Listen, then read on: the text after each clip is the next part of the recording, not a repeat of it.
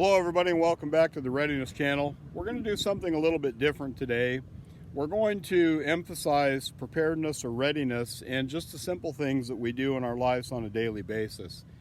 It's a typical winter day here in the Central Valley of California. It's t-shirt weather, very mild climate, but we're going to talk about a rescue operation I was involved in 5-7 years ago that involved a family leaving the Central Valley and deciding to go on an afternoon drive up the western slope of the Sierra Nevadas to an outing in the snow with their children. It was about 16:30 hours that day I received a call from dispatch on radio telling me that they received a 911 call from a distraught subject who said their child under the age of 10 was now lost in the woods. The kids had been playing in the snow, but they were not dressed for cold weather, and due to the late hour, I knew that this was quickly turning into a grave situation. Dispatch advised that the nearest location that they could ping from the cell phone was at a tower located on one direction of the Y that you see in this shot here. However, I felt that the other direction was likely where the people would be located if they had gone to take their kids to play in the snow. This left me in a situation where time was running out, the clock was ticking, and I knew that if we didn't find this family soon, when the sun went down, the chances of this child surviving the cold winter temperature in the high Sierras would be slim. After driving another 15 or 20 minutes in my search up the road, I located an older vehicle alongside the roadway with a distraught female sitting in it crying. The sun was now going down. It was getting dark, the temperatures were dropping rapidly, and she was sitting in the car with it idling with the heater running because she as well was not dressed in any winter outdoor type attire that would help her survive this harsh environment that she was now situated in. She told me that the child had gone missing from the top of this hill over here where they were sledding down. This whole area was covered with snow, obviously, at the time. One of the adult males did not notice one of the kids had walked off going down the other side of the mountain and was not able to tell where he was at. They called and yelled for the child. There was no response. When these trees and foliage are dense like they are in this area, sometimes it's very difficult for sound to travel, especially when the area is covered with snow. As a side note, the car that the family had traveled in only had a few gallons of gas left in it. The female was also not dressed for this climate that they were now unfortunately situated in, and she was relying on the engine running to run the heater to keep her warm. Had we not located them, and she maybe would have had to survive throughout the night in that car with the heater on, she would have been in a bad situation because of the lack of planning before they left and filling the car up with fuel. To compound the problem, when I located the female, she told me that the two adult males that were within this group had gone out looking for the child on foot, and now they were lost as well. There's no cell reception in this particular area. When the original 911 call went out, they evidently hiked to the top of one of these peaks right around here and were able to get enough reception to get that call out. So now we had the problem of 3 people were missing instead of just 1.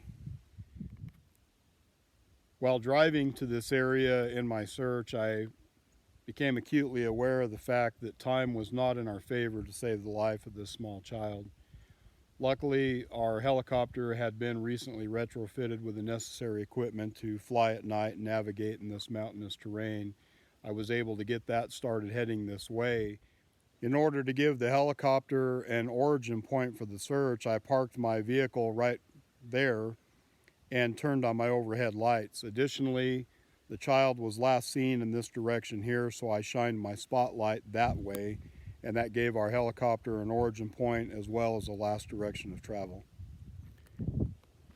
After several hours of searching, the air unit was able to locate one of the adult males down about 2 miles or further into that valley. We were able, with the help of the air unit, to get to that location, bring him out, and bring him safely back to this location, which was now the incident command post. After more searching, and probably another hour or 2 went by, the air unit was able to locate the small child with the other adult male who were now together and we went down and retrieved them and brought them safely back. This rescue operation thankfully had a successful ending. However, it could have turned out very differently. I share this story with everybody because there are several key takeaways that we can look at from this event and learn from. First and foremost, when you're traveling from one climate and going into another situation, think about what protective gear and clothing you might need in that situation. It was warm down in the valley when this family left. However, at between 5,000 and 6,000 feet in the wintertime covered in snow, at nighttime those temperatures will drop down to a life-threatening situation. In this case, had the child been dressed in some type of winter gear, clothing, coat, long johns, waterproof gear, he would have been in much better condition of surviving throughout the night had we not located them.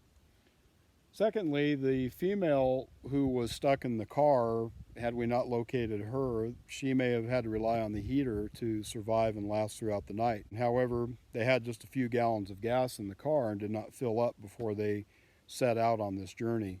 Even though you might look at a map and say, well, I have enough gas to go this distance and back, you don't know what's going to happen. In this case, that's a good example of where having a full tank of fuel could have been a life-saving situation. It's fun to drive out into the woods or explore different areas, but have some idea where you're at and where you're going to be traveling. It's always good to let a family member or somebody know where you're heading, at least in a general sense, so that if something were to occur like this story, first responders have some general idea of where to start searching and looking for you. At least know the road that you're on, know the highway numbers or state route numbers of whatever roads that you're traveling are. Be aware that cell reception can be a problem. In this particular area, they were very lucky that they were able to climb up to a high point and actually get a 911 call out. That was the difference between people living and not on that day. This family's mindset was that they would be gone several hours and be back home in time for dinner. However, that wasn't the case. If this had gone on for several days throughout the night, the lack of having any food or water in the car could have also become a very serious situation for their survival. In our situation here, our family set out without any fuel. They set out without any clothing or protective gear for the environment that they were going to be traveling in. They didn't have any other sources of warmth, tools, or equipment to survive the predicament they now found themselves in. And furthermore, there was nothing to hydrate or stay nourished in this environment where you're hiking and expending a lot of calories in an emergency situation. So just to recap, when you're taking off on a trip, even if it's just a simple day trip, know where you're going. Have an idea of the location and the area that you plan on traveling, at least the road that you plan on taking and which direction you'll be heading off into. The lack of any safety gear or clothing for the environment that they were traveling into nearly cost this family their lives. Make sure your vehicle's ready to go. Make sure you have a full tank of fuel. And think about things that you may need if you were stuck out in this environment for a longer period of time than maybe you had planned on. Some food, water, what about a blanket, warmth, other things that you might need if you were stuck in this harsh environment. You know that the model of this channel is plan, prepare, and practice. So take some time to plan and prepare and practice with your kids on what to do if they get lost. Maybe whistles would have been a good tool to have in this situation. The kid maybe being taught to just stay put and blow his whistle if he was lost. The parent or one of the adults having a whistle that the kid could hear. Again, it's very difficult to hear in a dense forest setting even when somebody's yelling, but a whistle might have been a life-saving tool in this situation. There's a lot of different things to think about. But by beginning training and practicing in these scenarios with your children, you can come up with a response plan on what to do instead of panicking and everybody going off into a life-threatening situation. So I hope today's video helped you in some practical ways to get ready and apply some preparedness in your life. And hopefully that you'll see that these topics are not always the domain of crawling around in our twig hats and our underground bunkers and all this sort of business. These are very important topics that apply to all of us and could very well save you and your family's life in our day in and day out activities that we do. Hit the subscribe button, hit like if you like the video, and leave some comments about what you liked about today's video, maybe what you'd like to see more of. I've got many of these types of stories. Believe me, this isn't the only situation like this that I've worked in my career. So let me know if you want to talk about more of this kind of thing. We'll cover more of that. Also, it's getting to be that time of year where we're getting ready to head out into the yard, and we're going to start looking at how you can garden and how you can grow fresh fruits and foods right in your yard at your home without acreage or a lot of space to do it in. I live on a very small lot in an urban setting, and I grow a lot of stuff here, and we're going to talk about how you can do that. I hope you enjoyed today's video. Until next time, get ready so that you and your family can succeed and thrive.